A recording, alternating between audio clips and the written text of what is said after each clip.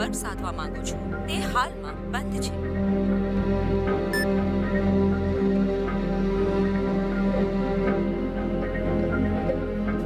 पंकज का फोन बंद आ रहा है। पैसे तो ट्रांसफर हो गए हैं ना? मैनेजर ने कहा था कि आधा घंटा लगेगा कम से कम।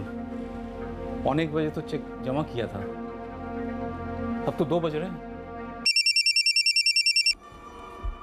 पंकज का फोन है।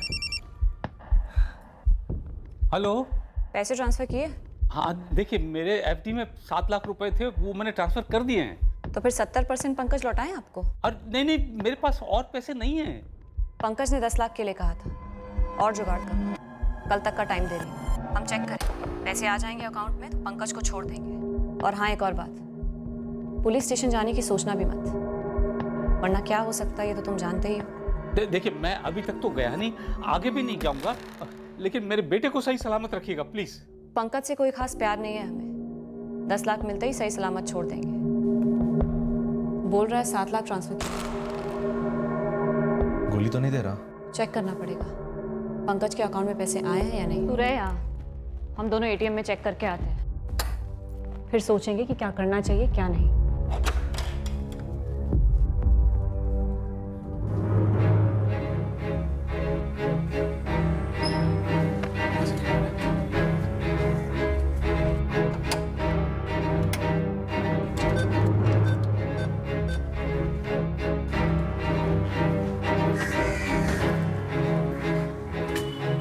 पैसे आ गए पंकज के अकाउंट में।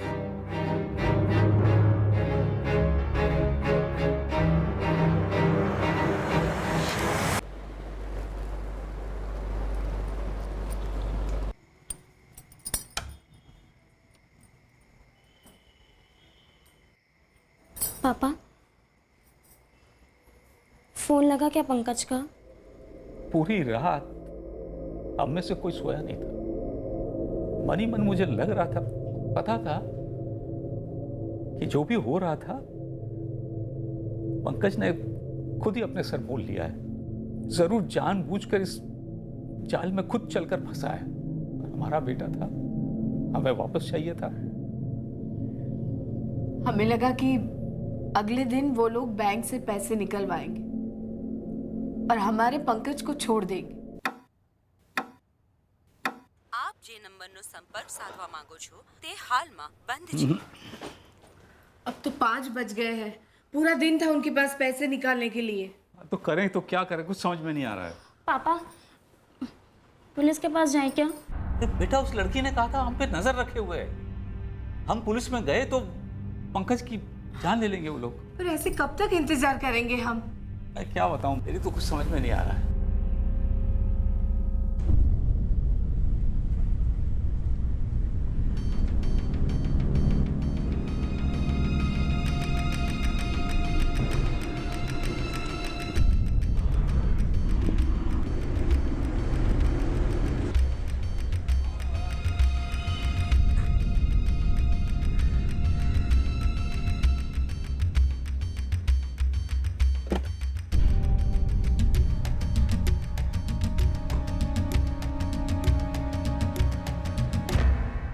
सर, 5 जून की रात को निकला था पंकज, और तकरीबन 3 बजे सुबह मुझे फ़ोन आया था उसका।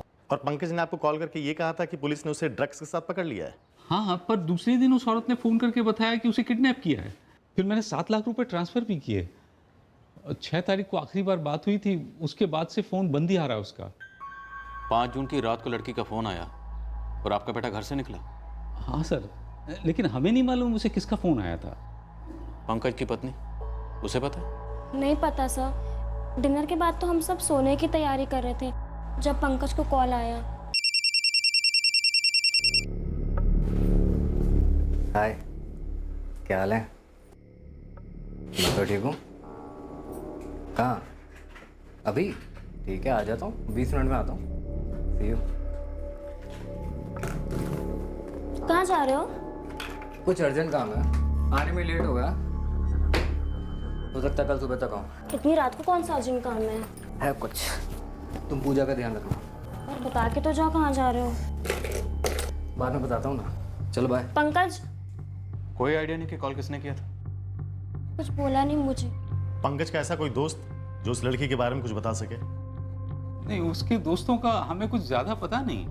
मुगल जी, आपने बताया कि पंकज पीता है, स्टेट में तो पाबंदी है, तो जाहिर सी बात है पंकज किसी ना किसी सप्लायर के कांटेक्ट में होगा।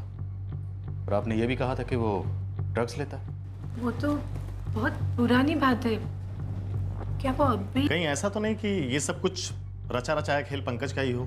देखिए, मैंने कहा था कि वो थोड़ा भटका हुआ है, लेकिन 2 दिन फोन बंद रख करके इस तरह से घर से कभी गायब नहीं हुआ वो। देखिए, मुझे लगता है जरूर किसी तकलीफ में है। पंकज का किसी लड़की से अफेयर? रानी देखो, अगर ऐसी कोई बात है तो छुपा मत। कैसा कुछ था? नहीं सर, मुझे नहीं पता। पर हाँ, कई बार वो रात बेरात ऐसे बाहर जाते थे, लेकिन सुबह तक आ जाते थे। पहली बार ऐसा हुआ है कि वो अभी तक घर नहीं आए। सर, वो गाड़ी की चाबी साथ लेके गए थे, क्योंकि कंपाउंड में गाड़ी नहीं है, तो शायद गाड़ी से ही गए होंगे। गाड़ी का नंबर, और अगर गाड़ी की फोटो हो तो और भी बेहतर, और पंकज की फोटो, हमें ये सब चाहिए। हम पंकज के फ़ोन रिकॉर्ड्स निकलवाएंगे, पता करते हैं कि 5 जून की रात को पंकज को किसका फ़ोन आया। और दोषी जी, आप बैंक से जरा ये पता करिए कि पंकज के अकाउंट में जो 7 लाख रुपए आपने जमा किए थे वो विड्रॉ हुए हैं या नहीं। बैंक से पता चला कि एटीएम से 60,000 रुपए विड्रॉ हुए थे। तब भी हमें यही शक था कि ये पंकज खुद ही ये किडनैपिंग का नाटक रच रहा है। हमारी तो समझ के बाहर था कि पंकज ऐसा क्यों करता।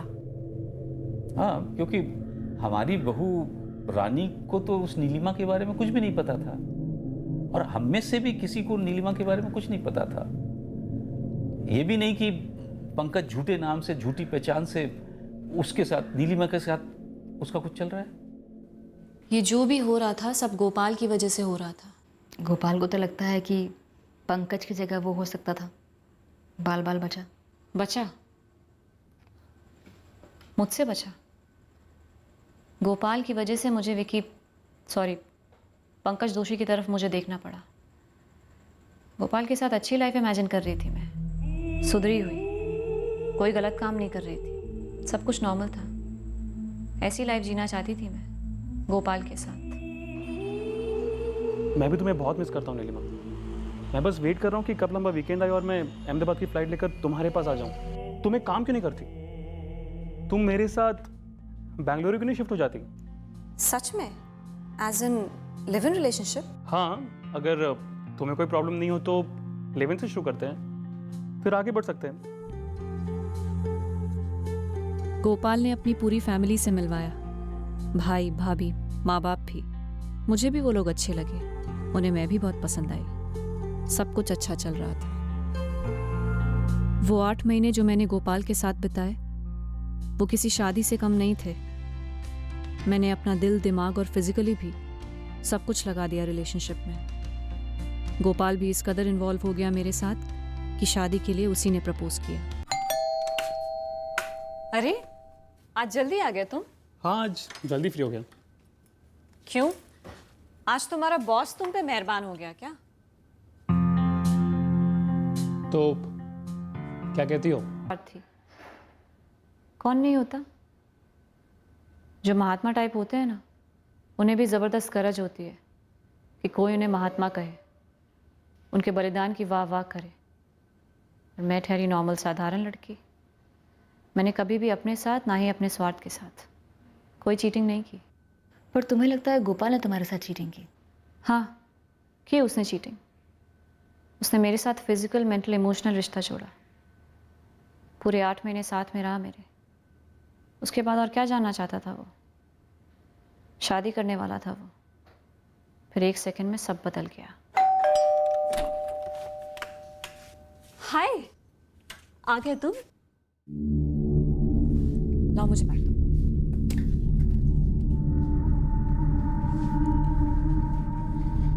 मेरी मम्मी पापा से बात हुई, काफी खुश थे हमारी शादी की न्यूज़ को सुनकर।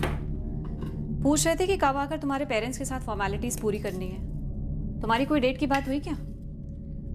तुमने मुझे अपने बारे में सब कुछ नहीं बताया। क्या? तुमने कहा था तुम केसी एसोसिएट्स में असिस्टेंट अकाउंटेंट हो। हाँ। झूठ है जो तुमने बड़ी सफाई से बोला था, आंखों में आंखें डालकर। पॉइंट पे आओ गोपाल।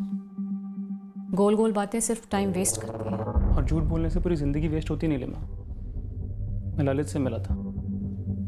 कौन ललित? स्कूल फ्रेंड है मेरा, वो तुम्हें जानता है। शैली? मुझे तो याद नहीं आ रहा कोई ललित। अरे बाकी सब सही चल रहा है यार। सुनना, एक गुड न्यूज़ है। क्या? मैं शादी कर रहा हूँ। कंग्रेचुलेशंस यार। थैंक्स यार। तो लव या अरेंज? लव। और हमारे पेरेंट्स अगले महीने शादी की बात कर रहे हैं। अच्छा, लड़की कहाँ की है? बेंगलोर की? नहीं यार, यहीं की है, अहमदाबाद की। हम लोग इधर ही मिले थे यार। उसके पेरेंट्स मोरबी के हैं और पिछले 7-8 महीने से हम दोनों लिव इन में हैं, बेंगलुरु में। अब बात है यार, लिविंग शिविंग है। हाँ यार, सही है। मॉडर्न लड़की है, काफ़ी ब्रॉड माइंडेड है। एग्जैक्टली जैसे मुझे पसंद है यार। वो तो ठीक है, लेकिन तू तो इतना ब्रॉड माइंडेड नहीं था बे, हैं? इतने दिनों से कोई जिक्र भी नहीं किया तूने तो यार। यार वो शादी के डिसीजन तक मैंने किसी को भी नहीं बताया यार। अभी लास्ट वीक ही प्रपोज किया। अच्छा ठीक है, चल फोटो तो दिखा। हाँ यार, ये देख, तेरी होने वाली भाभी नीलिमा दीक्षित नाम है, M.Com पढ़ी है। ये अहमदाबाद के KC एसोसिएट्स में जॉब छोड़कर आई यार मेरे साथ रहने। क्या हुआ यार? ये नीलिमा है? हाँ, क्यों? मैं जानता हूँ भाई इसे। अच्छा, कैसे? तू शॉक्ड हो जाएगा यार। अबे बता ना यार, सस्पेंस क्या बना रहा है? हाँ? अब तुझे कैसे बताऊं यार। देख भाई, ये जो नीलिमा है ना, ये भाई कॉल गर्ल रह चुकी है। क्या बकवास कर रहे हैं ललिता? कुछ समझ में आ रही तेरी बात? कुछ बोले जा रहे क्या सुनूं मैं यार? प्लीज सुन पहले मेरी बात, शांत हो जा। नहीं सुनना है मुझे कुछ। मैं बकवास नहीं कर रहा भाई, मैं सच बोल रहा हूँ। सुन तो ले। हाँ बोल। मोनिका नाम की एक कॉल गर्ल थी यही अहमदाबाद में, पॉश टिप टॉप सी। मैं भी जाता था उसके पास कभी कभी। उस मोनिका ने लॉन्च किया था इस नीलिमा को। उस मोनिका के घर से ही ऑपरेट करती थी वो सब कुछ। फिर बाद में इसने अपना अलग से शुरू कर दिया। ललित मेरे बचपन का दोस्त है, झूठ नहीं बोलेगा मुझसे। तुम्हारे दोस्त ने सही कहा। मैं पहले कॉल गर्ल थी, दूसरी लड़कियों को भी लगवाया था मैंने। फिर पुलिस की रेड भी हुई थी और मैं अरेस्ट भी हुई। और KC एसोसिएट्स? वो झूठ है। M.Com भी झूठ है। B.Com फर्स्ट ईयर के बाद मैंने कॉलेज छोड़ दिया। और पेरेंट्स तुम्हारे जिनसे तुमने बात करवाई, वो भी सच के हैं कि झूठ के? सच के, मोरबी में है। और क्या क्या छुपाया तुमने मुझसे? वो मेरी बिजनेस में रेड हुई थी, मैं अरेस्ट हुई थी, फिर बेल भी हुई। बाहर निकलने के बाद मैंने ATM लूटने का ट्राई किया। ATM लूटने की? हाँ, पुलिस ने मुझे फिर से अरेस्ट किया, बेल हुई। तब मेरी हालत बहुत ख़राब थी, समझ नहीं आ रहा था पैसे कैसे कमाऊंगी, इसलिए मैंने कुछ और ट्राई किया।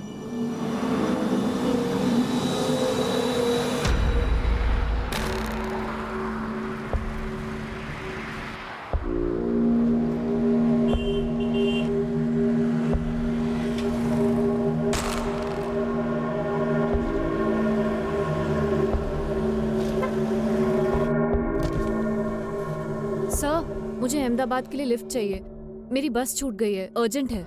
ठीक है, बैठिए। ऐसे इतनी रात गए अकेले बस का वेट करना थोड़ा रिस्की है। जी, लिफ्ट लेना भी। हाँ, और लिफ्ट देने वाले के लिए भी रिस्की है। क्या? मुझे पैसे चाहिए, जो है जितने हैं तुम्हारे पास मुझे दे दो, मिनिमम 10,000। ए सुन, चल नीचे उतर। नहीं उतरूंगी, पहले पैसे दो। 2 पैसे। और हाँ, जबरदस्ती गाड़ी से उतारोगे ना तो सीधे ये टॉप यहाँ से लेकर यहाँ तक फाड़ दूंगी और जाऊंगी पुलिस स्टेशन और तुम्हारी गाड़ी का रजिस्ट्रेशन नंबर दे दूंगी, GJX1MR3Y20। रेप चार्जेस लगेंगे, 7 साल के लिए अंदर और बदनामी बोनस में। देखो, तुम ऐसा नहीं कर सकती है। गलत है, आई नो, पर मुझे पैसे चाहिए। 2 पैसे। 2 पैसे या फाड़ू ये टॉप, फाड़ू। ऐसी गाड़ियों से ही लिफ्ट लेती जिसमें अकेला मर्द सफर कर रहा हो। जिसके पास कैश नहीं होता उसे ATM ले जाती। एक से तो मोबाइल, वॉलेट, लैपटॉप सब ले लिया। मुझे याद भी नहीं, ना जाने कितनी गाड़ियों से ऐसी लिफ्ट ली मैंने। उसके बाद मैं तुमसे मिली गोपाल और तब से मैंने ऐसा कुछ भी नहीं किया। मैं बदल गई, मैं अब अलग ही इंसान हूँ।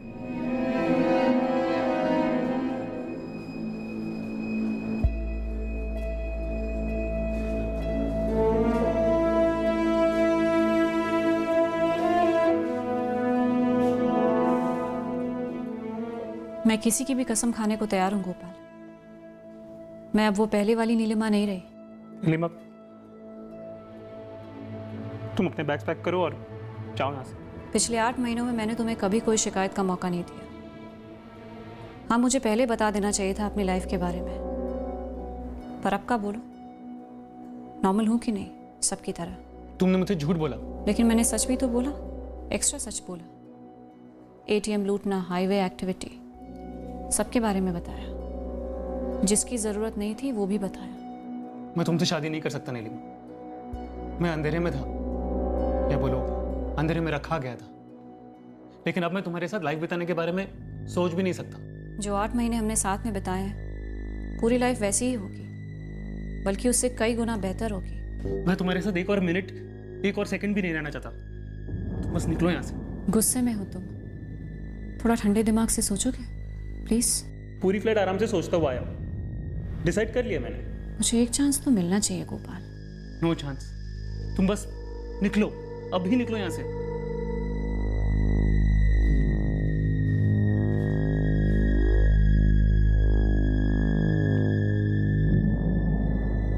ये तुम्हारा आखिरी फैसला है गोपाल? हाँ। You know what? Just get out from here. Okay fine. तुम्हारी जिंदगी से निकलने के लिए एग्जिट फी लूंगी। 10 लाख। दिखा दी ना अपनी औकात। फूट लो भी यहाँ से। चीजें और खराब हो ना, उससे पहले निकल लो यहाँ से। और हाँ, याद रखना, मैं उन हाईवे वाले डफर ड्राइवर्स में से नहीं हूँ। रेप चार्ज काफी सीरियस होता है गोपाल। क्रिमिनल बैकग्राउंड तेरा है, कोई तेरे झूठे इल्जाम का यकीन भी नहीं करेगा। कोई नहीं। अच्छा, इतना समझ लो, लड़की को शादी का गाजर दिखाकर उसके साथ सेक्स करना रेप के दायरे में आता है। शादी के वादे के सबूत भी है मेरे पास, फोटोग्राफ्स, रिंग। हमारे पड़ोसी शांति जी भी विटनेस होंगी। कानून तोड़े हैं, इसलिए कानून के बारे में जानती हूँ गोपाल। 1 हफ्ते का टाइम दे रही हूँ। 10 लाख से 1 पैसा कम नहीं लूंगी। और जुबान है मेरी, उसके बाद ना ही तुम कभी मुझे देखोगे ना सुनोगे। कितनी वाहियात शर्त थी, शादी करो मुझसे या 10 लाख फाइन भरो। बाद में तो मुझे लगने लगा कि शायद वो खुद आई होगी मेरे पास। पहले तो मुझे फंसाया और ब्लैकमेल करने लगी। अगला 1 हफ्ता मेरे लाइफ का सबसे डिफिकल्ट वीक था। दिन में 10 बार मैसेज करती, कॉल करती कि पैसे अरेंज हुए या जाऊँ पुलिस के पास। मेरे पास पैसे नहीं थे। मैंने अपने सारे सेविंग्स और दोस्तों से झूठ बोलकर लोन्स लिए। और पैसे दे दिए नीलिमा को? वरना वो छोड़ती मुझे। पर मैं बहुत हर्ट हुआ था कि कैसे कोई अपनी लाइफ के बारे में झूठ बोलकर आपकी लाइफ में आए और आप उसे लाइफ पार्टनर की तरह देख रहे हो, पर जब उसके सही रंग सामने आए। की ज़रूरत नहीं है, इतना भरोसा है तुम पे। पिछले 8 महीने हस्बैंड वाइफ की तरह रहे साथ में। और उसके बाद तुमने क्या किया? मुझे रेप चार्ज की धमकी दी, ब्लैकमेल किया। उसके बाद हम शादी भी कर सकते थे। झांसा दिया तुमने मुझे नीलिमा। खैर, अब प्रॉमिस करती हो कि आज के बाद मुझे झूठे रेप चार्ज की धमकी नहीं दोगी, ब्लैकमेल नहीं करोगी, सिर्फ इसलिए क्योंकि मैंने तुम्हारे साथ ब्रेकअप किया? प्रॉमिस। अब से मैं तुम्हारी लाइफ में हूं ही नहीं। झूठे रेप के इसके चार्जेस तो दूर की बात है। एक बात बताओ, अगर मैं तुमसे शादी करने को तैयार हो जाता और कर भी लेता, तब तो नहीं करती ना मुझे ब्लैकमेल 10 लाख के लिए? नहीं करती गोपाल, नहीं करती। और अब ये बात पूछने का भी कोई मतलब नहीं है। अगर अब तुम चाहो भी तो मैं तुमसे शादी नहीं करूंगी। मैं शादी करने के लिए मना करता ही नहीं नीलिमा। अगर तुमने अपनी सच्चाई नहीं छुपाई होती और सब कुछ झूठ नहीं बोला होता अपने बारे में, तुम्हारी सच्चाई जानकर तुमसे शादी करने के बारे में सोच भी कौन सकता है? तुम जा सकते हो। Good bye.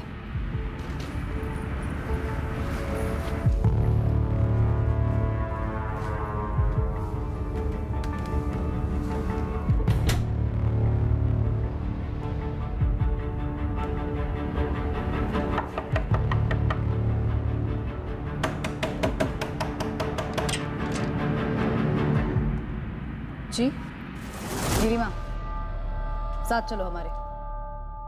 क्यों? मैंने क्या किया है? Blackmail, extortion. तब तो नहीं करती ना मुझे ब्लैकमेल। नहीं करती गोपाल, नहीं करती। और अब ये बात पूछने का भी कोई मतलब नहीं है। ये हमारा निजी मामला है सर। नहीं नीलिमा, ये निजी मामला नहीं है, ये ब्लैकमेल है। और मैंने तुम्हारे खिलाफ कंप्लेन दर्ज की है। मैंने इन्हें तुम्हारा पूरा बैकग्राउंड बताया, प्रोस्टिट्यूशन, ATM लूट, हाईवे पर ठगना, मुझसे झूठ बोलना और फिर ब्लैकमेल, सब कुछ। ये क्लियर कट एक्सटॉर्शन और ब्लैकमेल का मामला है। तुम्हें जो कैश दिया गया था उस पर मार्किंग है, बतौर सबूत कोर्ट में पेश होगा। सर, इसने जो स्टिंग करके आपको वीडियो दिखाया है वो पूरी हकीकत नहीं है। एक्चुअली इसने मेरा इस्तेमाल किया है, झूठ बोलकर पूरे 8 महीने। Miss Nilima Dikshit, you are under arrest. तो फिर इसे भी अरेस्ट कीजिए सर। इसके खिलाफ भी मेरे पास काफी सबूत हैं। कंप्लेन दर्ज कीजिए, धोखा और रेप की। तो फिर तुमने क्यों नहीं पहले कंप्लेन दर्ज की? अगर मैं पहले से शिकायत कर देती तो क्या करते आप लोग? इसलिए मैंने मैटर खुद ही सॉल्व कर लिया। तुम्हें जो कुछ भी कहना है तुम अपने वकील से कहो, कोर्ट में कहो। इस वक्त हम तुम्हें ब्लैकमेल के लिए अरेस्ट कर रहे हैं। ले जाओ इन्हें। तब मैं समझा ही नहीं कि मैं एक जाल में अचानक से फंस गया हूँ, क्या जानबूझकर फंसाया जा रहा हूँ। जो भी था, मेरा लग अच्छा है कि मैं उस जाल से टाइम पर निकल गया। मुझे लगता है ये पंकज दोषी भी मेरे जैसे नीलिमा का शिकार था। वो लड़की इंसान नहीं है, शैतान है।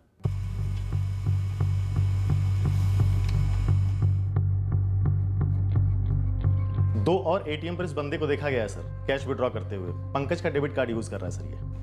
नहीं, मैं नहीं जानता इसको। रानी? नहीं, मैं भी नहीं जानती। 6 और 7 जून को ही इस आदमी ने 3 अलग अलग ATM से पैसे विड्रॉ किए हैं। ये पैसे पे पैसे निकाले जा रहा है और हमारा पंकज अभी तक घर नहीं आया। रानी जी, जरा पंकज के दोस्तों से पता करिए कि ये कहीं उसी का आदमी तो नहीं है। सर, मैं पंकज के दोस्तों को नहीं जानती। देखिए, कुछ समय हमें लगा कि वो अपने दोस्तों से करवा रहा है, लेकिन नहीं, अपने बीवी बच्चे को ऐसे इतने दिन छोड़ के नहीं, वो नहीं कर सकता। 5 जून को उनकी किसी से बात हुई थी, पता चला कि आपको? जी हाँ, नंबर का तो पता चल गया है, लेकिन अभी वो स्विच ऑफ है। पंकज की गाड़ी भी कहीं दिखाई नहीं दे रही है। घटोड़िया इलाके में फोन स्विच ऑफ हुआ है और 6 जून को जिस ATM से पैसे निकाले गए थे वो भी इसी इलाके में है।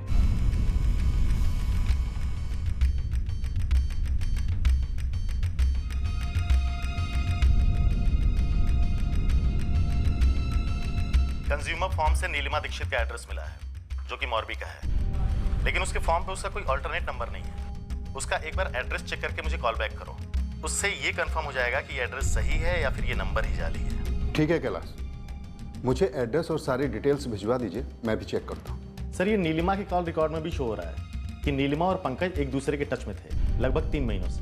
5 जून की रात को नीलिमा के फोन से पंकज को फोन आता है और वो घर से निकलता है। उसके कुछ घंटों बाद पंकज अपने पिता को फोन पर यह कहानी बनाकर सुनाता है कि उसे पुलिस ने पकड़ लिया ड्रग्स के साथ। फिर पंकज के फोन से एक लड़की बात करती है। वो ये कहती है कि पंकज किडनैप किया गया है, जबकि पंकज ने यह कहा था कि उसे पुलिस ने पकड़ लिया ड्रग्स के साथ। ये माजरा है क्या, समझ में नहीं आ रहा। पंकज वाकई में किडनैप हुआ है या कोई खेल है? हेलो कैलाश, शैलेश बोल रहा हूँ मोरबी से।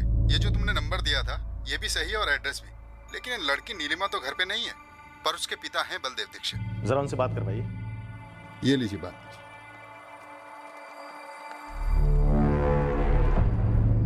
हेलो बलदेव जी, आपकी बेटी नीलिमा कहाँ पे है? मुझे नहीं पता सर, और ना मैं उसके टच में हूँ। बलदेव जी, आपकी बेटी नीलिमा ने शायद पंकज दोषी करके एक आदमी का किडनैप किया हुआ है फिरौती के लिए। मैं क्या करूँ सर, महीनों से मेरी उससे कोई बात नहीं हुई है। अच्छा, अहमदाबाद में आपकी बेटी कहाँ रहती है? उसने बताया नहीं, हमने पूछा नहीं और ना पता करने की कोशिश की, और ना आगे कोई इच्छा है।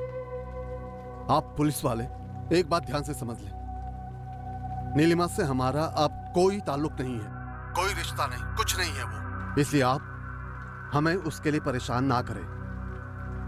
मैं आपके हाथ जोड़ता हूं, नीलिमा को लेकर आप दोबारा हमारे घर में मत आइए।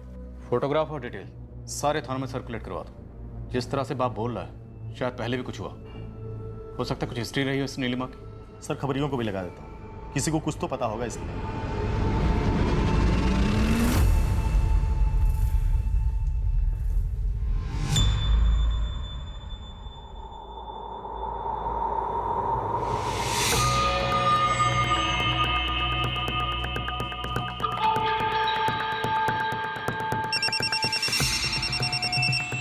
हेलो। हेलो कैलाश साहब। हाँ बोल रहा हूँ। रामदेव चौक पुलिस थाने से एएसआई गीता पटेल बोल रही हूँ। हाँ गीता बोलो। सर ये जो लड़की है नीलिमा दीक्षित, नवंबर 2017 में मैंने अरेस्ट किया था इसको। ब्लैकमेल का केस था, अभी बेल पर छूटी हुई है। गीता इसका एड्रेस क्या है? जहाँ से गिरफ्तार किया था सर वहाँ का एड्रेस है।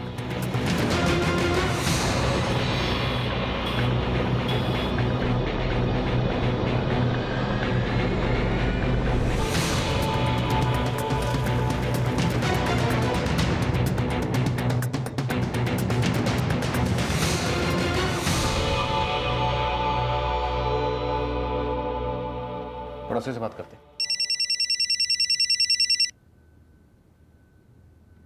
हाँ कैलाश। सर इस पंकज दोषी की कार यही बिल्डिंग के कंपाउंड में ही पार्क्ड है और बिल्डिंग का वॉचमैन कह रहा है सर कि कल रात को नीलिमा यहाँ से निकली थी सूटकेस लेकर के ऑटो से। ठीक है। जाते देखा नहीं लेकिन आते भी तो नहीं देखा था। कब आती कब जाती क्या करती किसी को कोई पता नहीं चलता। इसे देखा आपने पहले कभी? ना ना इसे याद नहीं आ रहा है। वो लड़की नीलिमा अकेली ही रहती थी यहाँ। इस वक्त वो कहाँ हो सकती है? वो मकान मालिक चंदर भाई को पूछा?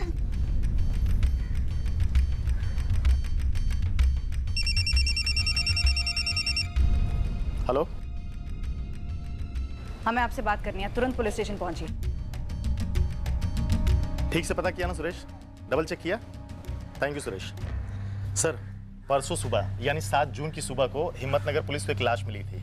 वहाँ के कांस्टेबल सुरेश को हमने पंकज की फोटो भेजी हुई थी। वो कह रहा है कि ये लाश पंकज ही है।